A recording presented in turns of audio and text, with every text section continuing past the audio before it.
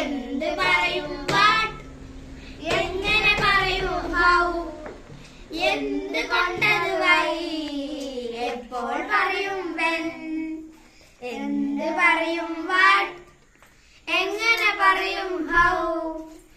എന്ത് കൊണ്ടത് വൈ,